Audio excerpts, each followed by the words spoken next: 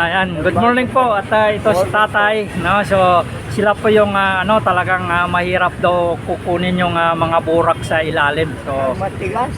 matigas daw talaga. Daan yung namin. Kaya naggawa sila ng ng pati-building para makalubos yung lupa. Para maila yung lupa. Pero ito na lang ang natira, Tay. Ito. Mait pa po. Doon pa banda, hindi pa natapos. Hanggang doon sa dulo. Ito lang namin. Hanggang dyan lang. Ayan po. Anong pangalan ninyo, Tay? Juanito Rilata. Ayan, si Sir Juanito, no? At napagkwentuhan natin.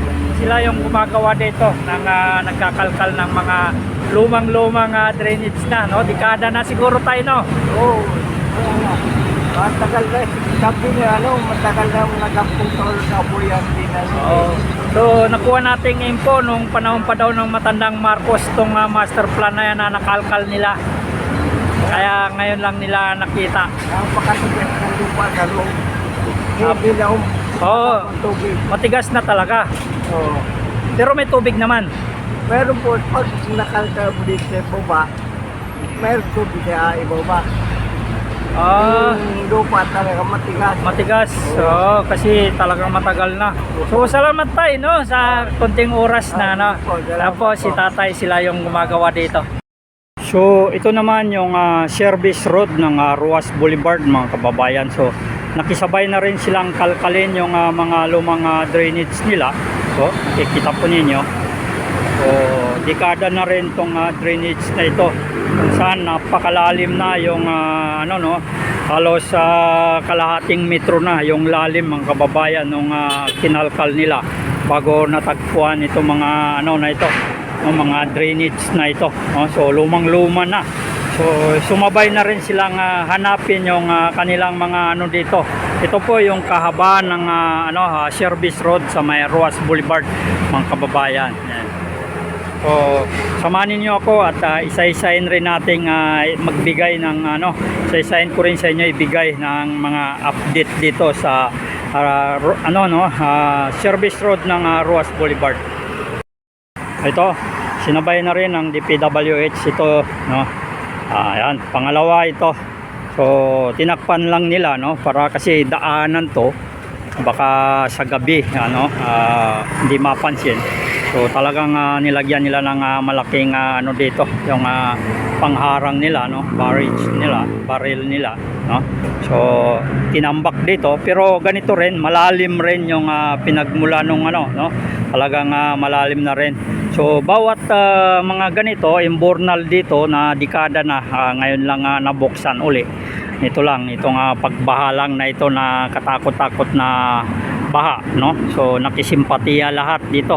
So ito po yung kahabaan ng service road ng Ruas Boulevard, mga kababayan. So ito, no, yung ating mission ngayon at ibibigay natin sa ating mga kababayan, no, yung update dito sa pagkakalkal nila ng mga imbornal dito sa kahabaan ng service road ng Ruas Boulevard, mga kababayan. Yan po, yung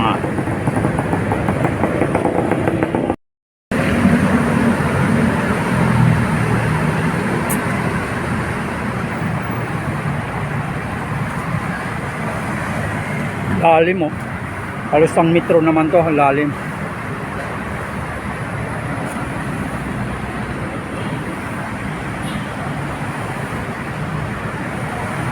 Meron na rin sila materialis dito na diniliver.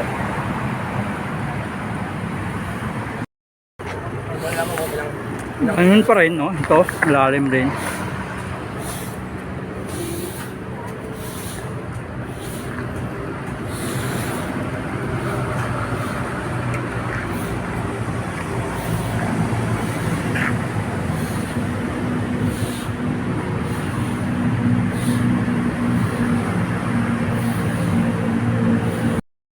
So binabaybay natin, mga kababayan, itong kahabaan ng service road ng Ruas Boulevard, no, at para makapagbigay tayo ng mga update dito sa paglilinis nila ng mga drainage, no. So tapos nang linisin to, mga kababayan, no. So approaching tayo diyan sa yung iba na hindi pa natapos mga kababayan. So samahan niyo ako, no, at isa-isa natin 'tong mga drainage na pinagbubuksan ng DPWH, no. Kung hindi lang itong matinding pagbaha na ito, hindi mapilitang kalkalin ng DPWH yung kanilang master plan, no, dito sa may Ruas Boulevard. So ito nga, ano, tumambad sa kanila, no, yung ano na ito, yung mga drainage na dekada na hindi natutuklasan. So ngayon lang nila natuklasan na mayroon palang mga drainage dito. So yan po, no, tukoy na nila yung sanhi ng pagbaha na ito. Pero ganun pa man, no, ay anon pa rin natin, no, pag bumuhos yung sunod-sunod na malakas na tagulan. So mag-observe pa rin tayo dito sa may Ruas Boulevard, mga kababayan. So ito na, no, yung kasama sa update natin, mga kababayan, na ito. Malalim, oh. So ito yung service road, no, na mga imbornal. So yan, drainage nila punta dyan. So DPWH. Yan, so isa-isa natin para makakuha tayo ng update dito. Yan, ikita po ninyo, bahagya tinakpan, no? Baka may malaglag dito, napakalalim, mga kababayan, kaya kailangan talaga ay matakpan to.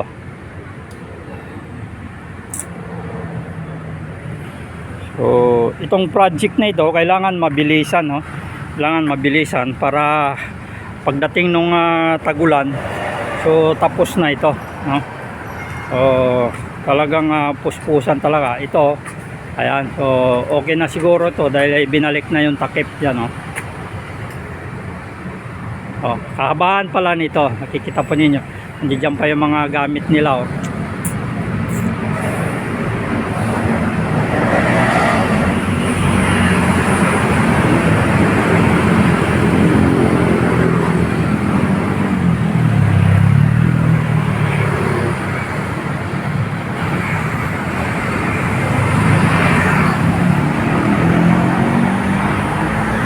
So ito, na ano na rin nila ito.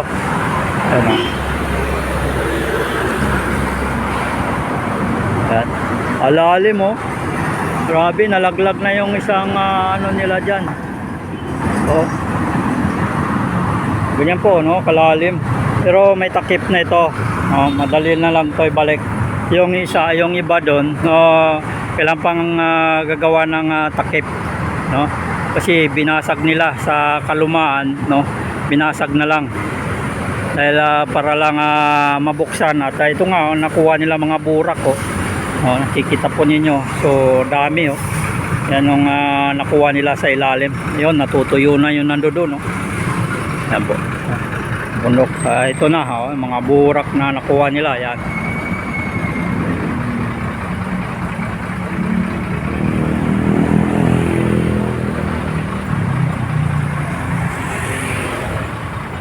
Ayan, oh.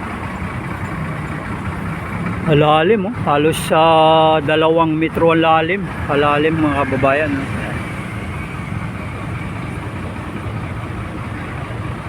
So ganito kadami yung lupa na nakuha nila, oh. Ayan, oh. Ayan. Bago narating yung imbornal. Ito naman yung burak, no, basa na nakuha nila. Ayan. So dito, patuloy pa rin sila. Ito, daming burak na nakuha dito.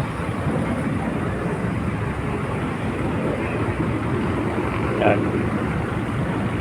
Alalim. Oh, lalim, oh. Ganyan po kalalim, no? Yan. So may mga takip-takip naman, ibabalik lang. Ito, ganito kadami yung nakuhang burak, no? So wala na talagang kakayahan na madaanan ng tubig, no? Puro putik na lang. So mag-observe pa rin tayo pag bumuhos yung sunod-sunod na tagulan, kung itong ginawa na ito ay epektibo na.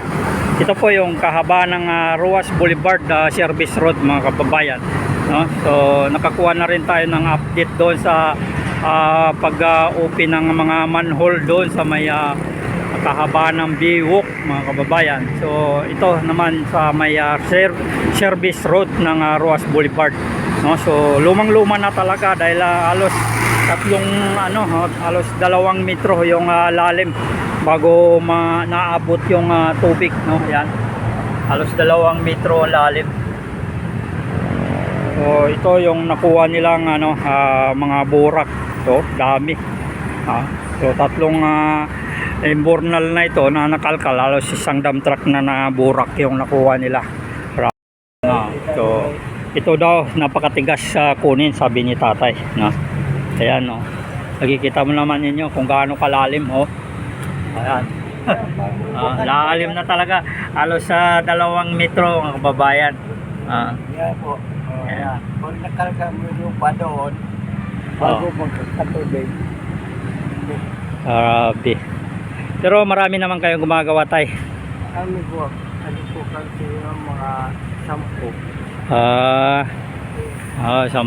So ilang taon na kayo? 70 na po. Kaya pang magtrabaho. Kaya po po. Taga Manila rin kayo. Kaya Bicolo na ako, pero lalito ako nakatapos. 70 na si tatay, kaya pa magtrabaho. Lakas na. Ayan, so ito kita po ninyo at pahirapan daw talaga dahil napakatigas ng mga lupa na nakukuha nila. Ito ng ginagamit nila na equipment, ayaw. So meron silang pinapagawa pa, no, para lang malinis kagad to hanggang doon sa dulo na yan. So nakikita po naman ninyo kung gaano kalalim, no. Yan.